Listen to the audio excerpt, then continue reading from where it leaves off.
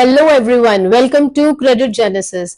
आज हम ये जानेंगे क्या हमेशा पैसा डबल हो जाता है आईपीओ में या नुकसान भी हो सकता है। आइए जानते हैं। तो पहले हम ये जानेंगे कि आईपीओ होता क्या है और कंपनीज क्यों लाती हैं आईपीओ। आईपीओ होता है इनिशियल पब्लिक ऑफरिंग। सपोज एक कंपनी है एबीसी लिमिटेड, उस कंपनी को अगर वो रिटेल सेक्टर में है तो एक आउटलेट से 10 आउटलेट्स तक एक्सपैंड करना है, तो सबसे पहले वो वेंचर कैपिटलिस्ट्स और एंजल इन्वेस्टर्स को अप्रोच करेगी कुछ अमाउंट रेज करने के लिए। लेकिन अगर कंपनी को 10 आउटलेट से 100 आउटलेट्स तक एक्सपैंड करना है तो कंपनी आईपीओ लाती है ताकि वो हजारों करोड़ों रुपए रेज कर सके। कोई भी कंपनी सेबी द्वारा बताए गए गाइडलाइंस को फॉलो करके ही आईपीओ ला सकती है मार्केट में। अब ये जानते हैं कि कौन आईपीओ में इन्वेस्ट कर सकता है।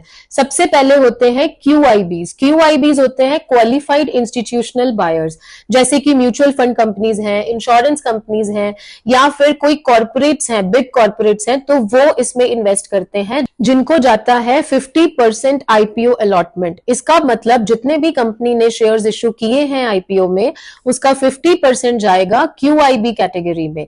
और दूसरा कैटेगरी आता है एचएनआई कैटेगरी, जो कि होता है हाई नेटवर्थ इंडिविजुअल्स या फिर एनआईआईज यानी कि नॉन इंस्टीट्यूशनल इन्वेस्टर्स, जिनका कोटा होता है 15%, यानी कि जितने भी शेयर्स अलॉट हुए हैं उसका 15% जाएगा एचएनआईज को। और एक होता है रिटेल इन्वेस्टर्स, जिनका शेयर होता है 35% और वो 2 लाख की अमाउंट के नीचे ही इन्वेस्ट करते हैं। सपोज कंपनी ने इशू किए 1 लाख शेयर्स, जिसमें से क्यूआईबीज को मिल गए 50,000, एचएनआईज को मिल गए 15,000, तो रिटेल इन्वेस्टर्स के लिए रहे 35,000 शेयर्स, यानी कि 35% ऑफ द टोटल अलॉटमेंट।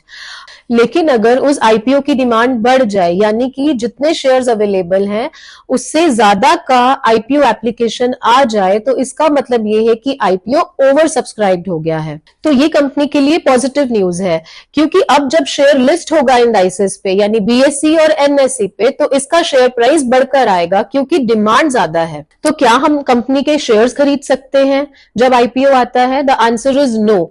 हम कंपनी का लॉट खरीदते हैं। अगर कंपनी ने ऑफर प्राइस दिया है 100 रुपीज पर शेयर, तो उसने एक लॉट डिसाइड किया है जिसमें 150 शेयर्स हैं फॉर एग्जांपल, तो वो लॉट कितने का होगा? 150 इंटू 100 यानी कि 15,000 का वो एक लॉट खरीदना पड़ेगा हमें। तो ये डिटेल्स थे आईपीओ लिस्ट होने से पहले के। लेकिन अब जब आईपीओ लिस्ट हो जाता है तो उस दिन क्या होता है?